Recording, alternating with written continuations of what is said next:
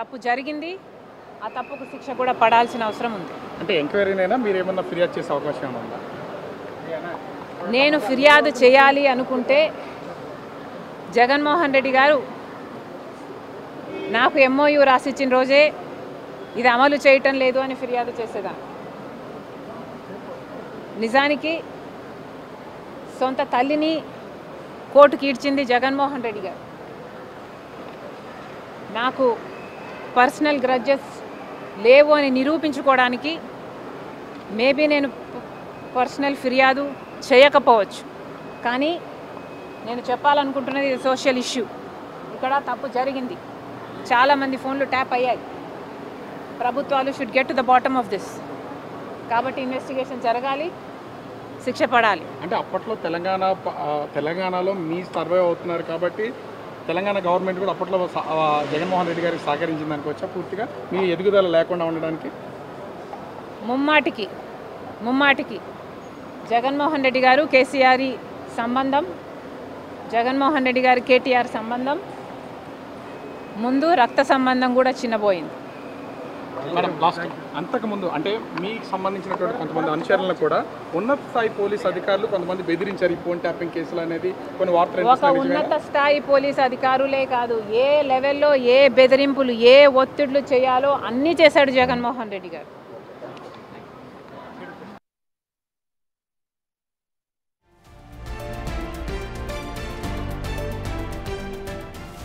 Breaking news చూస్తున్నాం. Congress AP chief YS Sharmila సంచలన వ్యాఖ్యలు చేశారు. తన ఫోన్ ట్యాప్ చేశారన్నారామె. కేసీఆర్ జగన్ కలిసి ఫోన్ ట్యాప్ చేశారంటూ సంచలన ఆరోపణలు చేశారు షర్మిల.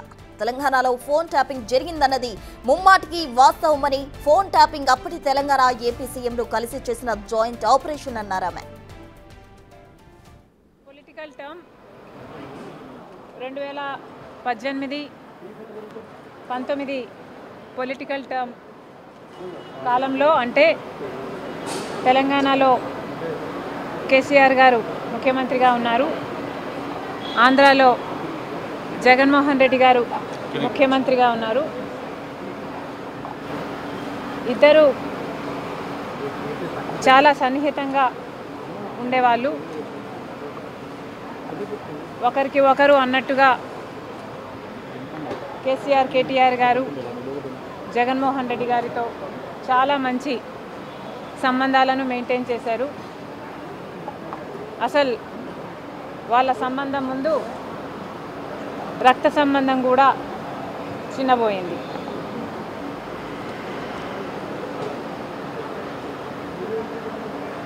తెలంగాణలో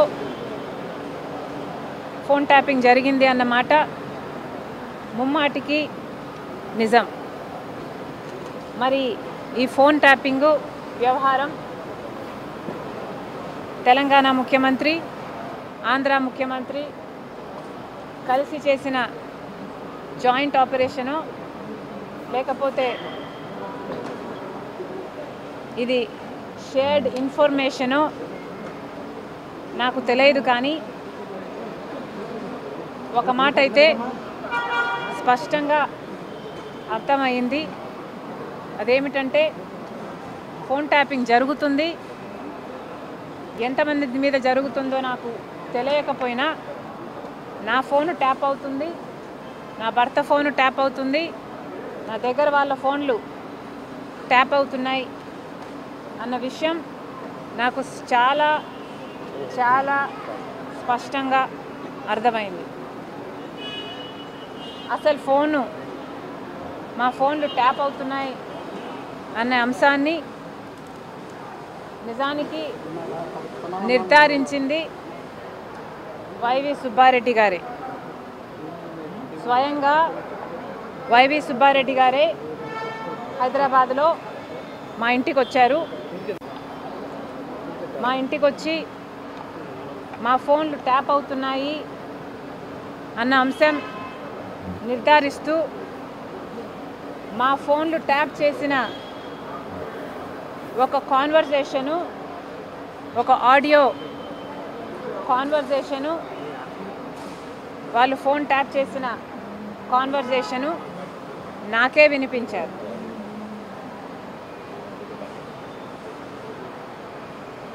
మరి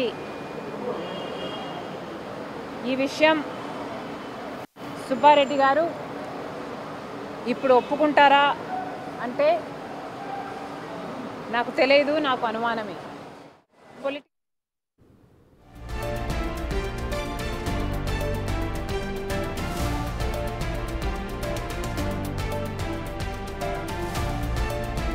తెలంగాణలో ఫోన్ ట్యాపింగ్ కి సంబంధించి సంచలన వ్యాఖ్యలు చేశారు వైఎస్ షర్మిల. దానికి సంబంధించి పూర్తి డీటెయిల్స్ మా ప్రతినిధి రాజు వైజాగ్ నుండి అందిస్తారు. రాజు, చెప్పండి. అటు షర్మిల అయితే తన ఫోన్ ట్యాప్ అయిందంటూ కూడా ఆమె సంచలన వ్యాఖ్యలు చేయడం జరిగింది. అటు సీఎం కేసీఆర్, మాజీ సీఎం కేసీఆర్ అలాగే జగన్ మధ్య కూడా సత్సంబంధాల ముందు రక్త సంబంధం కూడా చిన్నపోయిందంటూ వ్యాఖ్యలు చేయడం జరిగింది. దీనికి సంబంధించి ఓవరాల్ డీటెయిల్స్ ఏంటి?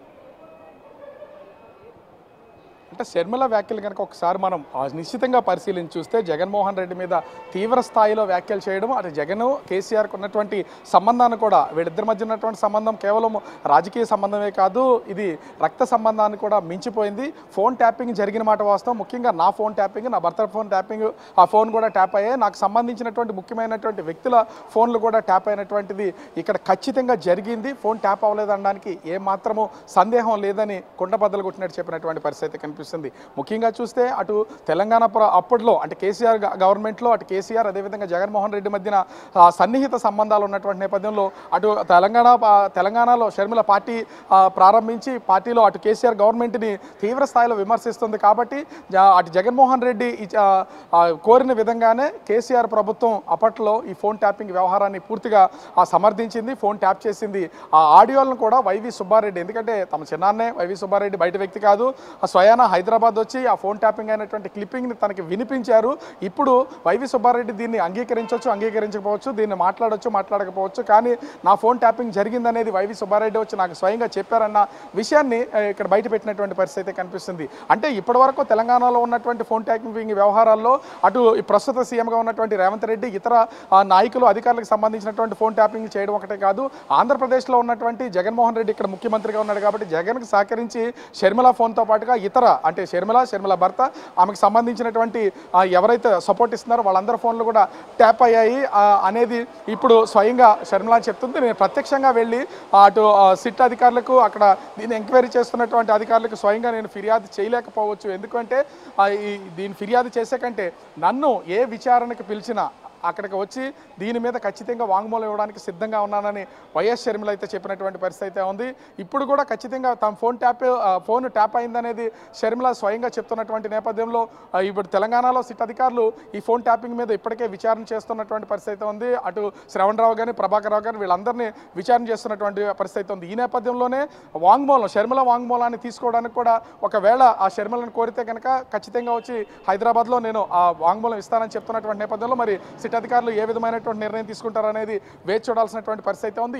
ఇప్పటి వరకు తెలంగాణకు సంబంధించినటువంటి రాజకీయ నాయకులు, అటు కాంగ్రెస్ పార్టీకి సంబంధించిన నాయకులు, కొంతమంది అధికారులు సంబంధించినటువంటి ఫోన్లు మాత్రమే ట్యాప్ అయ్యాయని భావించినటువంటి తరుణంలో ఇప్పుడు వైఎస్ షర్మిల పేరు తెర మీద రావడం, దాని వెనక అప్పుడు సీఎంగా ఉన్నటువంటి జగన్మోహన్ రెడ్డి కావాలనే వైఎస్ షర్మిల ఫోన్ ట్యాప్ చేస్తారు. ఎందుకంటే ఆస్తులకు సంబంధించినటువంటి వ్యవహారాలు కానీ షర్మిల వ్యాఖ్యలు చేసినటువంటి దానికి సంబంధించి వైఎస్ రాజశేఖర రెడ్డి రక్త సంబంధికురాలు, నేను ఆయన రక్తాన్ని నా ఫోనే ట్యాప్ చేశారు, మమ్మల్ని అందరినీ బయటికి పంపించారు, మేనకోడలు అదేవిధంగా మేనల్లుడికి సంబంధించినటువంటి ఆస్తుల వ్యవహారాల్లో అటు జగన్మోహన్ రెడ్డి కాజేయడం కోసమే మా ఫోన్లన్నింటినీ కూడా ట్యాప్ చేశారనే ఘాటు వ్యాఖ్యలు చేసినటువంటి పరిస్థితి ఉంది. సో ఇప్పుడు వైఎస్ షర్మిల చేసినటువంటి ఈ వ్యాఖ్యల నేపథ్యంలో మరి పొలిటికల్గా జగన్ వైపు నుంచి ఏ విధమైనటువంటి స్పందన వస్తుందనేది చూడాలి. జగన్ మాట్లాడతారా దీని మీద, లేదా ఆయనకు సంబంధించినటువంటి పార్టీ నాయకులు మాట్లాడతారా, ఏ విధంగా డిఫెన్స్ చేసుకుంటారనేది వేచి చూడాల్సినటువంటి పరిస్థితి ఉంది. అయితే ఖచ్చితంగా వైఎస్ షర్మిల కనుక ఫోన్ ట్యాపింగ్ వ్యవహారాన్ని దర్యాప్తు చేస్తున్నటువంటి అధికారులు వాంగ్మూలం ఇవ్వాలని కోరితే మాత్రం ఖచ్చితంగా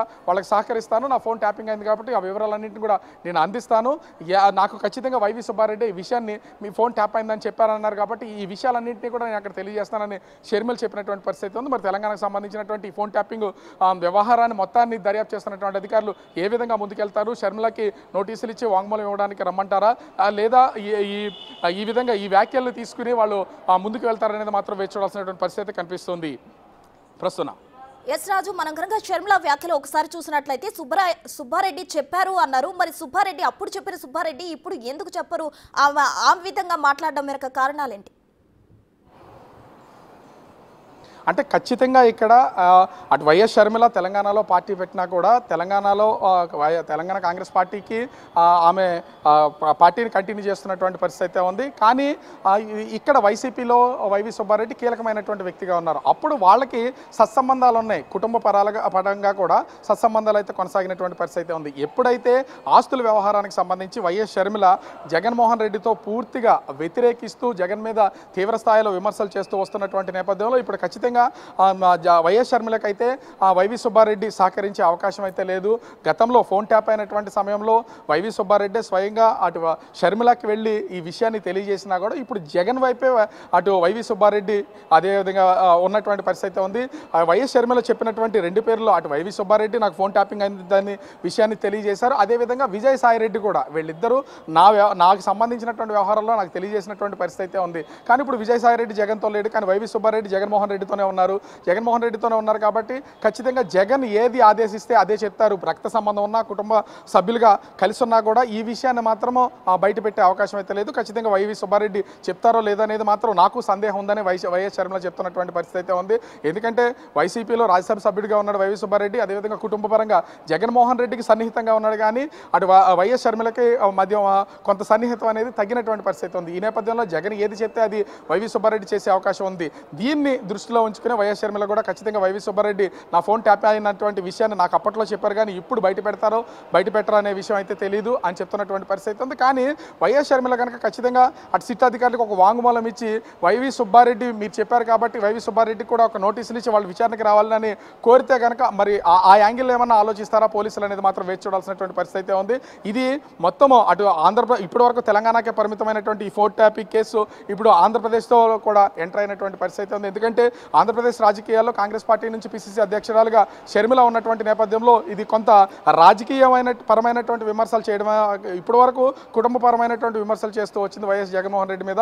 ఇప్పుడు రాజకీయంగా అటు తెలంగాణలో ఎదుగుదల లేకుండా ఇక్కడ ఆంధ్రలోనూ ఎదుగుదల లేకుండా ఉండేలాగా చేయడం, దానికి తోడు తమ ఆస్తులన్నింటినీ కాజేయడం కోసమే ఎవరెవరితో ఏం మాట్లాడుతున్నాం ఎప్పుడు మాట్లాడుతున్నామో అటు కుటుంబ సభ్యులతో కానీ లేదా ఇతర వ్యక్తులతో కానీ మాట్లాడిన ప్రతి విషయాన్ని ఈ ట్యాప్ చేసి ఆ సమాచారాన్ని తెలుసుకున్నటువంటి జగన్మోహన్ రెడ్డి తన ఆస్తిని కాజేయడానికి తనకు రావాల్సినటువంటి ఆస్తుల హక్కుని రాకుండా చేయడానికి చేసినటువంటి ప్రయత్నం అనేది ఇక్కడ స్పష్టంగా అర్థమవుతున్నటువంటి పరిస్థితి ఉంది. మరి తదుపరిగా ఈ ఫోన్ ట్యాపింగ్ విచారణ చేస్తున్నటువంటి అధికారులు ఏ విధంగా ముందుకెళ్తారు, ఇంకా షర్మిల ముందు ఏ విధమైనటువంటి నిర్ణయం తీసుకుని జగన్మోహన్ రెడ్డి మీద ఏ విధమైనటువంటి ఈ వ్యాఖ్యలు మాటలు దాడి చేస్తుంది అనేది మాత్రం వేచి చూడాల్సినటువంటి పరిస్థితి కనిపిస్తోంది.